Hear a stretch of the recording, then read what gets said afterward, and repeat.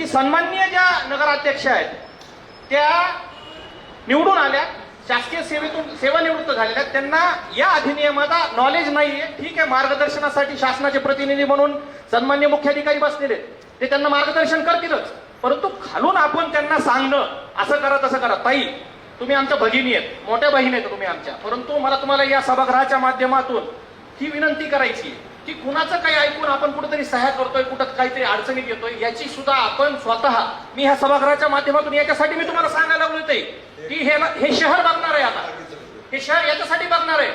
आम्हाला इथं अधिनियमाचे दाखले देण्यात आले, पण ह्या अधिनियमामध्ये कुठेही चौकट नाही आखलेली की खुर्शीद आलम साहेबांनी हातवारे करायचे नाहीत, अमर नायकवाड यांनी हळू आवाजात बोलायचंय किंवा फारुख पटेल यांनी बसून बोलायचं नाही, असं कुठं डायरेक्शन दिलेले नाहीये. परंतु हे अधिनियमामध्ये हे डायरेक्शन्स नक्कीच आहेत की सभा आपली प्रत्येक महिन्याला व्हायला पाहिजे, खोटे ठराव तयार व्हायला नाही पाहिजेत, ठराव वाचून पाहून नंतर नगराध्यक्षांनी त्याच्यावर सह्या करायला पाहिजेत. हे सगळ्यात जास्त गंभीर बाब ही आहे. जे तुम्हाला मार्गदर्शन खालून वरून करतायत ते लोक या पद्धतीने तुमच्याकडून ह्या गोष्टी करून घेतलेल्या आहेत आणि इनडायरेक्टली आपण अनभिज्ञ आहेत या गोष्टीपासून, कारण आपल्याला जास्त याचा अनुभव नसल्यामुळं कुठंतरी या गोष्टीमध्ये आपण अपात्रतेसाठी पात्र होण्याची शक्यता जास्त आहे. आता आम्हाला अधिनियम शिकवायला लागले म्हणल्यावर मग आम्हालाही आमचा अभ्यास करावा लागणार आहे. इथं आपण शहराचे प्रश्न सोडवण्यासाठी एकत्र झालेलो आहोत आणि सर्व सदस्यांना, जसं खुर्शीदभाई म्हणले, सगळ्यांना आपापला वेळ देण्यात यावा. नियमावर बोट ठेवायचं तर मग सगळेच ठेवतील, त्यात आपली अडचण आणि आपल्याला एकमेकाला अडचणीत न आणता इथं लोकांची कामं कशी पार पाडता येतील यासाठी आपण प्रामाणिकपणे प्रयत्न करावा, अशी मी नगराध्यक्ष मॅडमना, उपाध्यक्ष साहेबांना आणि मुख्याधिकारी साहेबांना तिघांनाही विनंती करतो. धन्यवाद. थांबतो. पात्र अपात्र हा विषय काय आहे तुमचा? हॅलो. नाही, पात्र आणि अपात्र हा जे तुम्ही मला म्हणता तो विषय काय? म्हणजे तुम्ही हा मला शब्द कशामुळे वापरता तेच सांगायचं ना तुम्हाला. उत्तर देतो 2 मिनिट.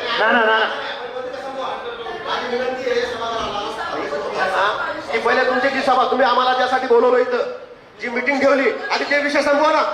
ताई, उत्तर देऊ का मी? आधी ते विषय संपवा. नायकवाड साहेबांनी मग मागाशी पण त्याने पात्र अपात्राचा विषय काढलेला आहे, केवळ मागासवर्गीय असल्यामुळं. हम ऐसा नहीं होने देंगे. काम आहे उत्तर. महिला जातीचा ह्याच्यात काय संबंध नाही कुणाचा. काय मॅडम, तुम्हाला आज जात आठवायला लागली, काय जातीचा ह्यामध्ये काय संबंध नाही. कुणाच्या जातीवर बोलायला नाही तिथं कुणी नाही बोलले. तुम्ही आज जातीवर बोलायला नाही. आज इतक्या दिवस बाबासाहेबांच्या जयंतीला पाणी आलं तेव्हा कुणा होता तुम्ही, तेव्हा एक शब्द बोलला नाही. बिल्कुल सही है, बिल्कुल सही है, बिल्कुल सही है. एक जातीचं दिसलं नाही का तुम्हाला? काय उत्तर? अमर नाना, फारुख पटेल हे उभा राहिले, ते बोलले. कोण बोलले? बाबासाहेबांच्या जयंतीच्या पाणी तेव्हा कुठं बोलले तुम्ही? काय बोललात?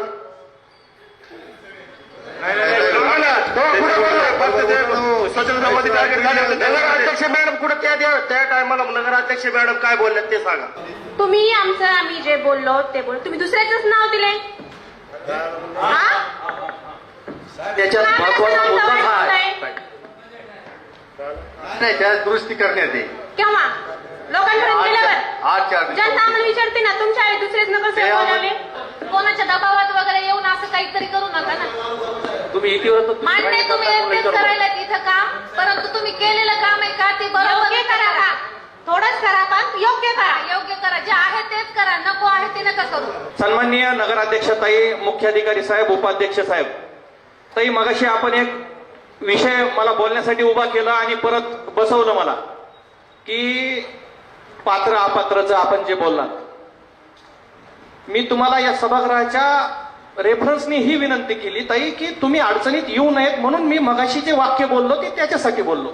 आणि मी बोललेलं वाक्य इथं सन्माननीय फारुख पटेल सुद्धा बोलले, सारिकाताई सुद्धा बोलल्या, पुन्हा भाजपच्या कोणी सदस्यांनी सांगितलं आमचं नाव बदललंय, इकडे त्या ताई बोलल्या नाव बदललंय म्हणून. प्रोसिडिंग मध्ये मुद्दा इथं एका जणांनी मांडलाय, प्रोसिडिंग मध्ये नाव दुसऱ्याच येतंय. परत या आमच्या बनसोडे ताई सुद्धा बोलल्यात. खुर्शीद आलम साहेब गटनेत्यासारखं त्यांचं स्टेटमेंट असलेलं वाक्य त्यांचं नाव गाळून दुसऱ्याचं दिलंय. आणि मी रेफरन्सेस तुम्हाला जे घेण्यात आलेले मागचे खोटे ठराव जे आपण इथं हाणून पाडले ते आणि ह्या प्रोसिडिंग मधल्या नावांची आदला बदल या विषयावरून मी तुम्हाला ते बोलत होतो की अशा करण्याने ठीक आहे, आम्हाला हे माहिती आहे की हे तुमच्याकडून जाणीवपूर्वक होत नाहीये, परंतु मला ही विनंती या सभागृहाच्या माध्यमातून आपल्याला ही करायची आहे की आपल्या समोर आलेला जो कागद आहे त्याच्यावर सही करण्यापूर्वी आपण माझी मोठ्या बहीण म्हणून, मागाही म्हणलो मी तुम्हाला की मोठ्या बहीण म्हणून तुम्हाला विनंती आहे की तुम्ही खरंच पाडताळणी करा. एकदम डोळे झाकून कुणावर विश्वास ठेवू नका ताई. म्हणजे हे मी खूप तळमळीने तुम्हाला सांगतोय. आम्हाला काय तुम्हाला अपात्र करायचं नाही. हे कायद्याचा आधार घेऊन मगाशी मी तुम्हाला म्हणलो की आपल्या जर या चुका वारंवार घडत गेल्या तर इनडायरेक्ट कोणी एखादा सदस्य उठून अपात्रतेसाठी मागणी करत. तुम्ही आमच्या गटाचे आहे आणि एवढ्या वर्षांनंतर इथं सत्ता परिवर्तन झालेलं आहे आणि या गोष्टी मी तुम्हाला सांगत होता. याच्यामध्ये मला कोणत्या जातीबद्दल धर्माबद्दल आकस असायचं काही कारण नाही आणि आम्ही सर्वसमावेशक लोक आहोत ताई. मी स्वतः अमर मारुतीराव नाईकवाडे हा रिझर्व्ह वॉर्ड मधून निवडून आलेलो आहे आणि मी एकदा नाही आलेलो. मी वारंवार रिझर्व्ह वॉर्ड मध्ये आरक्षित असलेल्या वॉर्ड मधून निवडून येतोय. मला फक्त तुम्हाला मला सावधान करायचं होतं तुम्हाला की आणि इथून पुढे सुद्धा आपल्या समोर जोही कागद येईल, प्रोसिडिंग असो, ठराव असो, कोणतीही फाईल असो, फाईलवर सहीचा अधिकार मिळवणं हे सोपं आहे. परंतु आपण ज्या वेळेस त्या फाईलवर सही करतो, एखादी बिलची फाईल असेल, एखादी एस्टिमेटची फाईल असेल, तर त्या कामाचा जर काही बोगसपणा झाला तर त्याचा सर्वस्वी अधिकार नगराध्यक्ष म्हणून आपल्यावर येतो. कारण आपली सही त्या फाईलवर असते. त्या प्रत्येक कागदावर ज्या कागदावर तुमची सही आहे त्याची सर्वस्वी जबाबदारी ही नगराध्यक्ष म्हणून आपली येते. खालचे लोक सगळे सरळ म्हणून जातील की आम्ही नगराध्यक्ष त्यांना दाखवलं होतं, त्यांची सही आहे त्याच्यावर म्हणून. हे मी तुम्हाला लहान भाऊ म्हणून सांगतोय. अदरवाईज घेऊ नका आणि इथून पुढचा कारभार करताना आपण तेवढी दक्षता घेताल अशी मी अपेक्षा व्यक्त करतो. आणि मी या सगळ्या परिस्थितीमध्ये माझं एकही वाक्य कुठं कुणाच्या अपमानजनक असेल किंवा जातीय द्वेष असेल किंवा धार्मिक द्वेष असेल असं जर असेल तर आपण मला ते माझ्या निदर्शनास आणून द्यावं. या सभागृहापुढे अमर नाईकवाडे उभा राहून माफी मागेल. या शब्द या सभागृहाला देतो.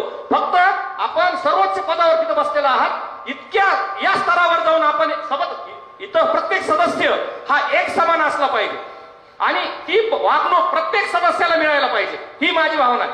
त्यामुळं आपण मोठ्या बहीण आहात, त्या पद्धतीने आपण आमच्याशी तुमचा जो काय इंटरॅक्शन आहे, आम्ही कोणत्याही गोष्टीमध्ये तुम्हाला जबाबदार धरलेलं नाहीये.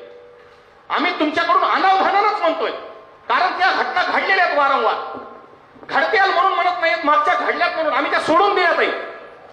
इथून पुढे त्या चुका होऊ नयेत एवढीच आमची विनंती. बस, धन्यवाद.